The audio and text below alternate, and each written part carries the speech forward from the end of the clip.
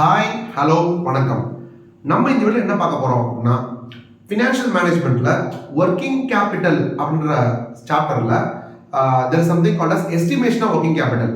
அதுலேயும் நம்ம இந்த WIP அப்படின்ற ஒரு விஷயம் இருக்கு பார்த்தீங்களா, அதோட பாயிண்ட்டை மட்டும் நம்ம பேச போகிறோம்.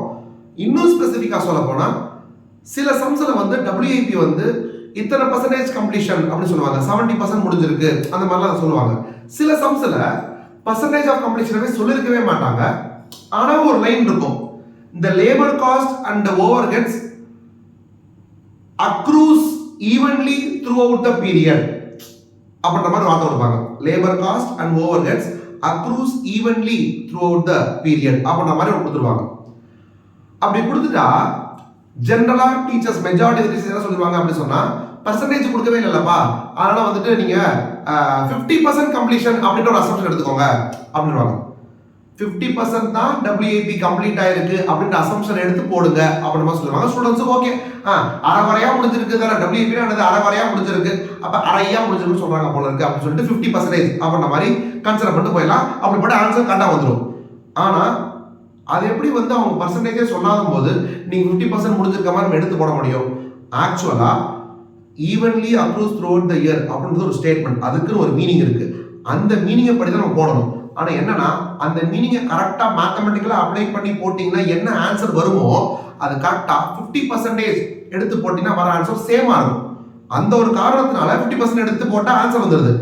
ஆனா WIPக்கு பர்சன்டேஜ் கொடுக்கலன்னு சொன்னா 50% முடிஞ்சிருக்குன்ற அசம்ஷன் எடுத்து போடுங்கன்னு சொல்றோம்ல, அது வந்து தப்பான ஒரு பாயிண்ட். அந்த அசம்ஷன் எடுத்து போடக்கூடாது. That is not the assumption we are taking.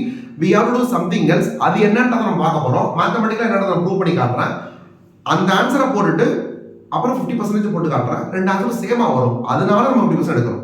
கிளியரா பார்க்கலாம். ஒரு சின்ன ஒரு எக்ஸாம்பிள் பார்ப்போம். Direct material 5 per unit, direct labour 10 per unit, factory overhead 15 per unit. ஆக மொத்தம் 30 ரூபாய் ஆகுது ஒரு ஃபினிஷ்டு கூட்ஸ் செஞ்சு முடிக்கிறதுக்கு. Sir administrative overhead, selling and distribution ஓவர்ஹெட்லாம் இருக்காதுன்னு கேட்டா அது ரெண்டும் ப்ரொடக்ஷன் ஓவர்ஹெட்ஸே கிடையாது. அது வந்து உங்களுக்கு க்ளோசிங் ஸ்டாக் வேல்யூஷன்ல வரக்கூடாது. ஸோ அதை பத்தி நம்ம இங்க பேசுறோம். காஸ்ட் ஷீட்ல பாத்தீங்கன்னாலே வந்து அது cost of production, cost of good sold அதுக்கப்புறம் தான் வரும். அதனால நான் விட்டுருங்க. ப்ரொடக்ஷன் காஸ்ட்டை மட்டும் நான் எடுத்திருக்கேன். ஒரு யூனிட்டுக்கு 30 ரூபாய் ஆகுது. இப்ப ஒரு வருஷத்துல வந்து அவங்க 3,60,000 யூனிட்ஸ் பண்றான்னு வச்சுக்கோங்க. ஏன் சார் 3,60,000 யூனிட்ஸ் கேட்டா, வருஷத்துல 360 நாள் ஜெனரலா ஃபினான்ஷியல் மேனேஜ்மென்ட் 360 நாள் எடுத்திருப்பாங்க. ஒரு நாளைக்கு 1000 யூனிட்ஸ் ப்ரொடியூஸ் பண்றாங்கன்னு சொன்னா 360 into 1000 ஈஸி கால்குலேஷன் நான் வச்சிருக்கேன். 3,60,000 யூனிட்ஸ் per annum. சரி, நமக்கு மேனேஜ்மெண்ட் வந்து எத்தனை நாளுக்கான ஃபினிஷ்டு கூட்ஸை வச்சுக்கணும் அப்படின்னு அவங்க முடிவு பண்ணுவாங்க. நமக்கு வந்து ஒரு 10 நாள் ஸ்டாக் வச்சுக்கலாம், 20 நாள் ஸ்டாக் வச்சுக்கலாம், 30 நாள் ஸ்டாக் வச்சுக்கலாம்ன்றது அவங்களோட விருப்பம். Based on their risk taking ability. நமக்கு வந்து ஸ்டாக் அவுட் ஆயிடவே கூடாது அப்படின்னு நினைச்சாங்கன்னா நிறைய ஸ்டாக் வச்சுக்கணும். நம்ம பரவாயில்ல செஞ்சுக்கலாம் அப்படின்னு இருந்தாங்கன்னா வந்து கம்மி நாளுக்கான ஸ்டாக் வச்சுப்பாங்க.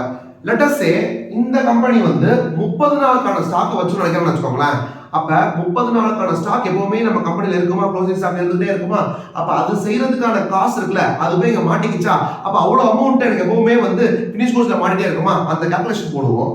3,60,000 யூனிட்ஸ் வருஷத்துல, அப்ப 360 டிவைட் பண்ணீங்கன்னா ஒரு நாளைக்கு 1000 யூனிட் பண்ணணும். அப்ப 30 நாள்னா 30 into 1000 30,000 யூனிட்ஸோட ஸ்டாக் மெயின்டைன் பண்ண நினைக்கிறாங்க. ஒரு யூனிட்டோட ப்ரொடக்ஷன் காஸ்ட் எவ்வளோ? 30 ரூபாய். அப்ப 30,000 யூனிட்ஸ் into 30 அப்படின்ற amount which is 9 lakh will be stuck in finished goods throughout the year. அதனால என்னோட ஒர்க்கிங் கேபிட்டல் ரெக்யர்மென்ட்ல finished goodsக்காக எனக்கு 9 lakhs தேவைப்படுது. 9 lakhs பே அதுல மாட்டிக்குது. therefore I require that much working capital அப்படி போடுவோம். this is normal, simple. but WIP ல 30 ரூபாய் அப்படின்றது மாட்டாது. ஏன்னா WIP நால ஒர்க் இன் ப்ராக்ரஸ். இப்பதானே செய்ய ஆரம்பிச்சிருக்கோம். முத நாளே போயிட்டு 30 ரூபாய் போய் மாட்டிக்குமா? ஃபினிஷ்டு கூட்ஸ்னா செஞ்சு முடிச்சிட்டோம். அப்ப முத நாளே போய் 30 ரூபாய் மாட்டோம். ஃபினிஷ்டு கூட்ஸ் ஃபினிஷ் ஆனதுக்கு அப்புறம் இருக்கிற 30 நாள்ல. ஆனா WIP இப்பதானே செய்ய ஆரம்பிச்சிருக்கோம். முத நாளே போய் ஃபுல்லா மாட்டாதுல. क्वेश्चनல மோஸ்ட் ஆஃப் தி क्वेश्चन கொடுப்பாங்கன்னா material cost, material was introduced at the beginning itself but labor and overhead accrued evenly throughout the production period அப்படின மாதிரி கொடுப்பாங்க. சார் production period சொல்றீங்க அப்படினா வந்து ஒரு யூனிட்டை செஞ்சு முடிக்கிறதுக்கு production time அப்படின்றது எவ்வளவு நாள் இருக்கலாம்ல? let us take 10 days. Sir ஒரு யூனிட் செய்யறதுக்கு 10 நாளா அப்படினா அப்படி இல்ல. ஒரு பேட்ச் ஆஃப் யூனிட்ஸ் ஆரம்பிக்கிறாங்க. அந்த பேட்ச் ஆஃப் யூனிட்ஸ் இன்னைக்கு ஆரம்பிச்சாங்கன்னா அடுத்த 10 நாளுக்கு அதே வேலை செய்யணும். செஞ்சு முடிச்சாதான் வந்து கம்ப்ளீட் ஆகும் வச்சுக்கலாம். அப்ப finished goodsல ஆனதுக்கு அப்புறம் 30 நாள் போய் நிற்கும். பட் WIP-ஆ இருக்கும் போதே ஒர்க் இன் ப்ராக்ரஸா இருக்கும் போதே 10 நாள் போய் மாட்டிருக்கும். எவ்வளவு ரூபா?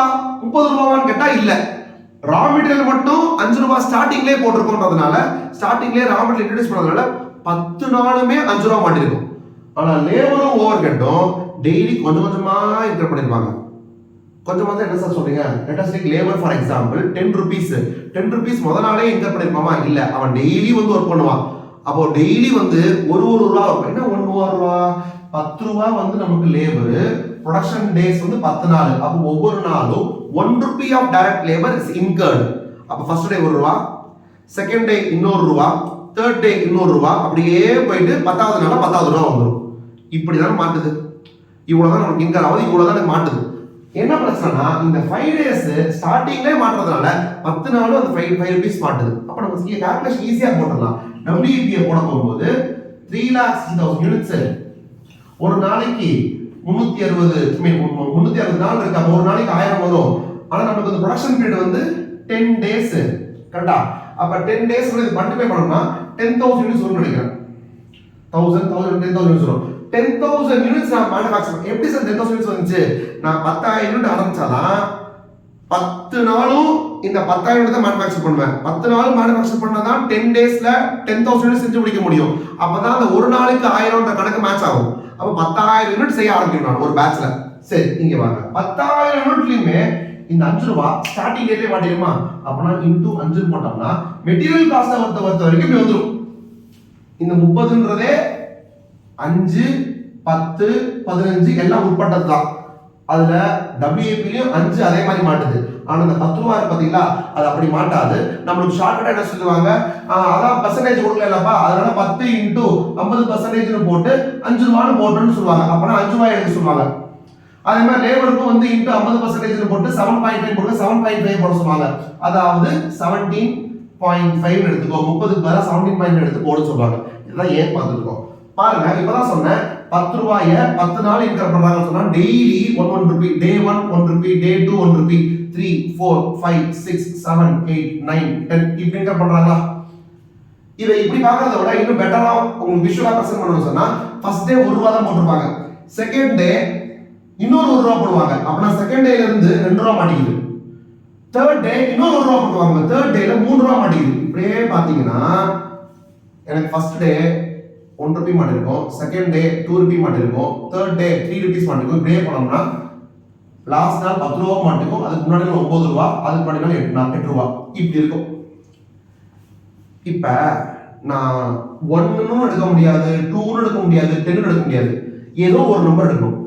அந்த நம்பருக்கு நான் நேச்சுரலா என்ன பண்ணணும்னு சொன்னா I have to take an average. நார்மலா ஆவரேஜ் எடுக்கணும். ஆவரேஜ் என்ன அப்படின்னா வந்துட்டு 1 2 3 எல்லா நம்பரும் 10 வரைக்கும் எடுத்துட்டு 1ல இருந்து 10 வரைக்கும் இருக்க நம்பர்ஸ் டோட்டல் போட்டோம்னா நமக்கு மேத்தமெட்டிக்கலா n into n plus 1/2 அப்படிங்கிறது sum of first n natural numbers கொடுக்கும். 10 நம்பரா? அப்ப 10 into 10 plus 1 11 divided by 2 போட்டேன்னா எனக்கு வந்து 55 வரும். கரெக்ட்டா? 2 5s are 10, 5 11s are 55. அப்ப மாற்ற அமௌண்ட் வந்து 55 ரூபாய். பட் டிவைடட் பை 10 எனக்கு ஆவரேஜ் வரும். அப்ப 55 divided by 10 போட்டேன்னா ஆவரேஜா 5.5 ன்னு எடுத்துக்கலாம். 1 2 3 அப்படி போட்டு 10 வரைக்கும் போறதுக்கு பதிலா எல்லா நாளும் 5.5 ரூபீஸ் ஆவரேஜா throughout the period மாட்டின மாதிரி நான் எடுக்க முடியும். அது எப்படி சார் ஒர்க் அவுட் ஆகுதுன்னு கேட்டா ஆக்சுவலா ஃபர்ஸ்ட் நாள் எவ்வளவு ரூபா மாட்டுது? 1 ரூபா தான் மாட்டுது. இருந்தாலும் 5.5 ரூபா மாட்டின மாதிரி போடுவேன். அப்படி போட்டா என்ன ஆகும்னா 4.5 ரூபா எக்ஸ்ட்ராவா போட்ட மாதிரி இருக்கு. ஆனா லாஸ்ட் டே பாருங்க, உண்மையிலே மாட்டுறது 10 ரூபா. ஆனா அன்னைக்கு நான் 5.5 ரூபா மாற்ற மாதிரி தான் போடுறேன். அப்ப என்ன ஆகும்? 10 ரூபா மாற்ற அன்னைக்கு 5.5 ரூபா தான் போடுறேன்னா 4.5 ரூபீஸ் நான் கம்மியா மாற்ற மாதிரி போடுறேன். First day 4.5 extra, last day 4.5 கம்மி. ரெண்டு சேர்த்து பார்க்கும்போது செட் ஆஃப் ஆயிடும். இங்க கூட கம்மி செட் ஆஃப் ஆயிடும். செகண்ட் டே பாருங்க 2, ஆனா 5.5 போடுவேன். அப்புறம் 3.5 எக்ஸ்ட்ராவா போடுறேன். ஆனா லாஸ்ட் டேக்கு முன்னாடி நான் பார்த்தா 9 ரூபா. ஆனா நான் போடுறது எவ்வளவு? 5.5. அப்பனா 3.5 நான் கம்மியா போடுறேன். இப்படியே 4.5 4.5 3.5 3.5 அப்படின்னு போட்டோம்னா ஓவராலா பார்த்தோம்னா எனக்கு 1 2 3ல இருந்து 10க்கு பதிலா 5.5 5.5 கரெக்டா இருக்கும். சார் எல்லாம் ஓகே சார், நான் 5.5 வருது உங்களுக்கு. ஆனா அந்த நம்ம யூசுவலா போடுறது பாத்தீங்கன்னா 50% 5 தானே வருது அப்படி கேட்டா இப்பதான் அடுத்த பாயிண்ட். இந்த 1 ரூபி இன்கர் பண்றது பாத்தீங்களா, அதெல்லாம் டே ஆரம்பிக்கும் போதே இன்கர் ஆகும். அவன் ஃபுல் டே ஒர்க் பண்ணி முடிச்சதால 1 ரூபி வரும். அப்படி பார்த்தா ஃபர்ஸ்ட் டே ஸ்டார்டிங்ல 1 ரூபி இல்ல, லெட் அஸ் சே எண்டிங்ல 1 ரூபி. எண்டிங்ல 1 ரூபி எடுத்தோம்னா first day total is not 1, it is 0 because first day ரூபா மாட்டிக்கவே முடியாது. எண்ட் ஆஃப் த டே தான் போய் மாட்டுது. அப்ப முதல் நாள் மாட்டவே இல்லை. ரெண்டாவது நாள் தான் ஃபர்ஸ்ட் டேவோட 1 ரூபியா மாட்டும். மூணாவது நாள் தான் ஃபர்ஸ்ட் 2 நாளோட 2 ரூபா மாட்டும். இப்படி போனோம்னா நம்பர் கடைசில 9 வரும், அதுக்கு முன்னாடி 8 வரும், அதுக்கு முன்னாடி 7 வரும். இப்ப இதுக்கு டோட்டல் எடுத்து போட்டீங்கன்னு வச்சுக்கோங்களேன், 55/10க்கு பதிலா 45/10 வரும். ஏன்னா 9 into 10/2, 2 1s are 2 5s are 5 9s are 45. 45 into the total divided by 10 போட்டோம்னா 4.5. சார் இப்போ கூட 5 வரலையே அப்படி கேட்டா, நான் beginning of the dayல 1 ரூபி இன்கர் ஆச்சுன்னு சொன்னா 5.5 வருது, end of the day incur பண்ண சொன்னா 4.5 வருது. ஆனா நீங்க யோசிச்சு பாருங்க, ஒரு நாள்ல லேபர் காஸ்ட் எப்படி இன்கர் ஆகும்? ஸ்டார்டிங்லயும் கிடையாது, எண்டிங்லயும் கிடையாது. ஒரு நாள்னா அதுல 8 ஹவர்ஸ் இருக்கும். 8 ஹவர்ஸ் அவன் வந்து கொஞ்சம் கொஞ்சமா ஒர்க் பண்ணிட்டே வருவான். அப்ப அது கொஞ்சம் கொஞ்சமா டியூரிங் த டேவே it will accrue evenly throughout the day. Not only evenly throughout the 10 days period, it will incur evenly throughout the day also. 1 மணி நேரம் அதுக்கான காசு, 2 மணி நேரம் அதுக்கான காசு அப்படின்னு போயிட்டு போகுமா? அப்ப 1 ரூபாய் நீ ஸ்டார்டிங் எடுக்க முடியாது, எண்டிங்ல எடுக்க முடியாது. நியாயப்படி பார்த்தா அதுலயே ஒரு இந்த மாதிரி ஒரு ஆவரேஜ் பண்ணும். அப்படி போடும்போது you will get half of it, 0.5 தான் வரும். அப்ப real cost which is getting locked is not 1 rupee on first day, it is not 0 on first day, it is actually 0.5 on first day. Second day it is not 2, it is not 1, it is actually 1.5. முதல் நாள் போட்ட 1 ரூபாய் ஃபுல்லா மாட்டோம், அடுத்த நாள் போட்டதுல பாதி ரூபா தான். முதல் நாள் 1, இன்னைக்கு பாதி. அடுத்த நாள் வந்து முதல் 2 நாளோட 1 ரூபி 2 ரூபி, ஆனா இன்னைக்கு பாதி தான். அப்ப 2.5 இப்படி போகுமா? இப்படி போனா this is going to be 7.5, 8.5, 9.5. இதுக்கான டோட்டலை எடுத்தீங்கன்னு சொன்னா total will come to 50. 50 ஓட ஆவரேஜ் 10 days இருக்கிறதுக்கு 10 போட்டோம்னா you will get 5. Instead of these numbers, take 5 for all the days. First day வந்து 0.5 தான் மாட்டுது, பரவாயில்ல நீ 5 ன்னு எடு. அப்ப நான் 4.5 எக்ஸ்ட்ராவா போடுவேன்.